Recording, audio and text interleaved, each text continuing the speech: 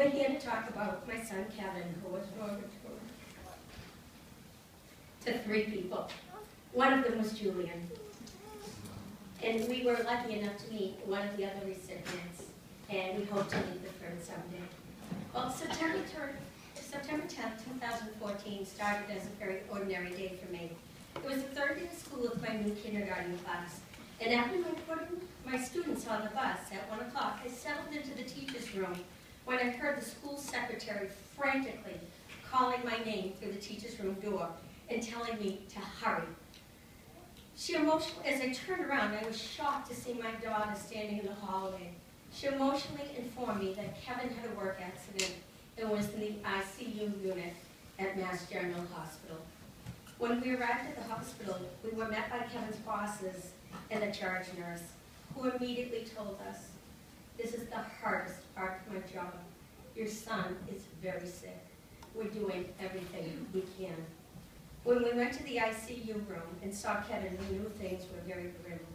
Kevin had fallen off a ladder when he was installing Comcast cable wires.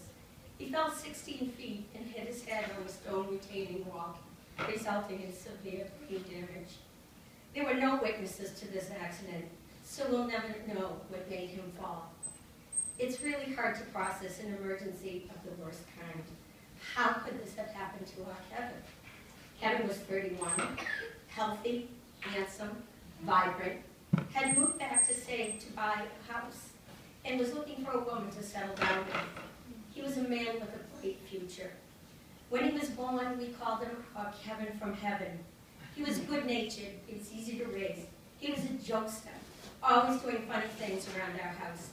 Kevin could get me into hysterical laughter with just one of his looks.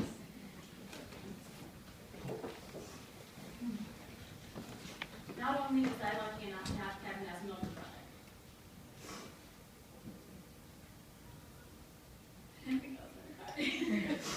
I was lucky enough to have him as a best friend. Kevin took me under his wing and taught me how to soar in life. I looked up to him for so many reasons. Kevin always had a special way of treating people, making sure everyone felt comfortable and welcome. He was voted class friendliest in his 8th grade and high school yearbook. Kevin took it upon himself to sponsor a child from halfway across the world and to become a big brother in the Big Brother Association. His friends regarded him as the moral compass of their group. Kevin was good, and his goodness was so genuine. He was one of those people who truly made the world a better place just by being in it. Kevin was brilliant when it came to technology, physics, the solar system, and video games. The only time I ever saw Kevin angry was when he was losing a video game. Kevin would yell into his headset things like, "How did they find the stones of Florencia and beat the mage Sebastian Lord? Don't these people have a life?" And he would mutter, "Losers," jokingly acknowledging it in himself. Kevin had a way of making his dorky side look real cool. While his friends were trying to act suave with the ladies, Kevin had his own method of attracting women, magic tricks. Over the summer, a bunch of us went to a bar in Boston. We were on the dance floor where a circle formed. One person would enter the circle at a time, and everyone would cheer them on as they performed their best moves. The crowd went wild as people did backflips and crazy breakdancing moves. All of a sudden, I see my brother step into the circle. He grabbed a dollar bill from one of our friends in the crowd. Everyone's loud cheering began dimming to a silent confusion as Kevin stood there, intensely staring at his hands and rubbing them together. Just as people were about to boom off the dance floor, Kevin opened his hands, displaying a dollar bill floating in midair. The crowd went wild, and Kevin was the biggest hit of the night. There was nothing quite like a night out with Kevin. He brought so much life to the party. And now he was lying in the ICU room, and it was clear that he would not recover.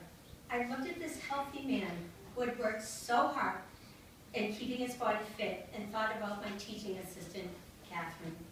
Catherine is one of the most positive and kindest persons I have ever met. She is alive because of organ donations. She has endured 3 kidney transplants.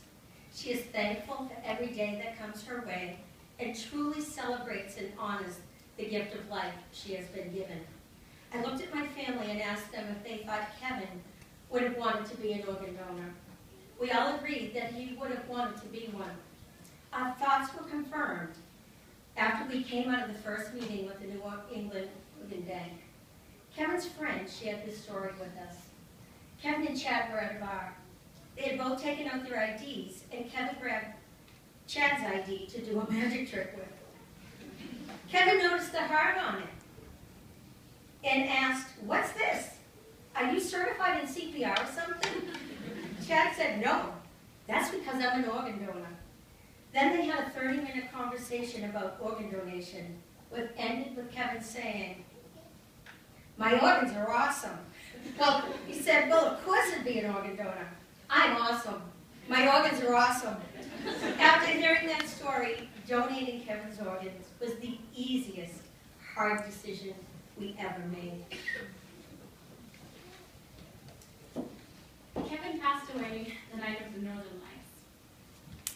Just a couple minutes after his passing, we witnessed the most beautiful sunset we've ever seen in Boston. It was an omen of the beautiful place that Kevin just entered and the beautiful things that were to come in his organ donations.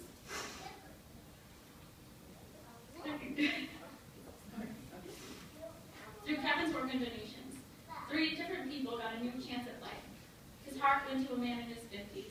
His liver and kidney went to another man in his 50s. This man had been given 48 hours to live just 2 days before Kevin's accident. Kevin's other kidney went to 22-month-old Julian, whose mother just spoke with us. When my parents got the phone call that the surgeries were a success, my broken heart felt a happiness I didn't think it could. As my heart began to open, it was something that told me to look behind me. As I did, I saw rainbows shining onto our hallway floor. The last time I'd seen any rainbows there was when Kevin and I were children, and there used to be a prism that hung from that door. It felt like a clear sign from Kevin, saying that he was there with us, celebrating the babies. The same rainbows reappeared the morning of meeting Julian and his family.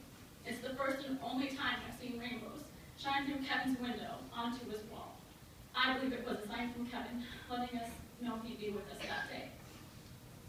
The day we met Julian and his family, the day we'll never forget. We got to see Kevin's kindness truly living on in this beautiful baby boy who has been through so much. His mom explained to us the complications Julian had endured since being born with posterior urethral valves. I can only imagine how overwhelming it's been for Julian and his family. Despite long hospitalizations and 11 months of dialysis, 22-month-old Julian ran around and played with a big contagious smile just like Kevin's.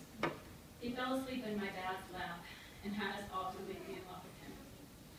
I am so proud that my brother was a part of something so beautiful. I am so amazed at the doctors, nurses, and researchers who make organ donation possible. They truly perform miracles.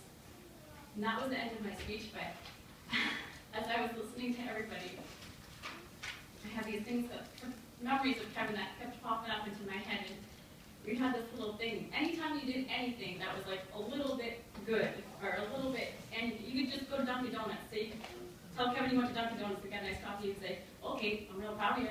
And I just know that Kevin's here right now to say, "Hey, Kate, I'm real proud of you." So Kevin, thank you for being here with us today. I love you so much. And